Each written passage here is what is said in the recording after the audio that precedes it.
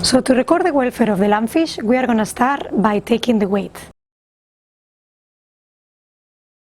So we weigh the fish very carefully.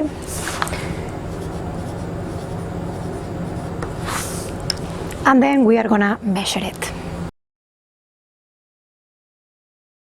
If the tail is missing, then we are going to measure till the longest point.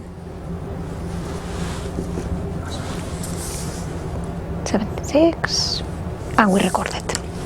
So to assess the welfare of the fish, we are going to now measure 5 different parameters that we are going to score from 0 to 2. First of all, we are going to start with the skin damage. So we are going to look for any kind of abrasions, lacerations, erosions, or inflammation in the skin. If we don't see anything, because nothing is present, then we'll give it a score of 0. In this case, fish looks fine, so we'll give it a 0. Then we are going to look at the caudal fin, and we are going to record the damage. Again, from 0 to 2, this fish would have a score of 1, because the tail, half of the tail is missing, but it's not as bad as the fish wouldn't be able to swim. So for this, we'll give it a 1. Then we are going to look at the eye condition, and for this we are going to look at both eyes, and we are going to measure 3 different conditions. One would be eye damage. We will look at cataracts as well, and then exophthalmia or a popped eye.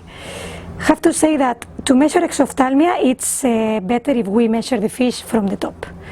But there's no symmetry, and the eyes are within the orbita, and we don't see any cataracts or opacity on the cornea, either any damage. So we are going to give it a score of 0.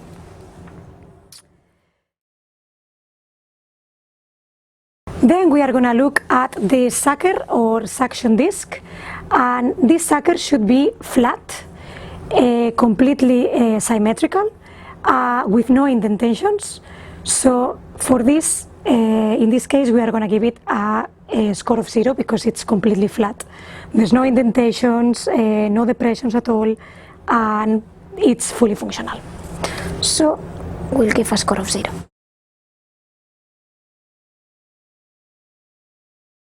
And then for the relative weight, once you've got the weight in grams and the total length in millimeters, you can use the Lumpfish weight watchers. So just typing these 2 measurements, the tool is going to give you the relative weight. And the relative weight, it's a percentage that is going to tell you what is the condition of the fish. If the relative weight is more than 90, you are going to consider that as a score 0 because it's a normal weight for that total length that you recorded. In case the relative weight is between 75 and 90%, that means that the fish might be underweight, and you will give a score of 1. And for those fish that the relative weight is less than 75%, you are going to record them with a score 2, and that means that the lumpfish are emaciated. So once you have recorded all the 5 indicators, you might want to go to the Lumpfish Welfare Tracker website and type them all, so they are going to be summed up into the Lumpfish Operational Welfare Score Index, which is the LOWC.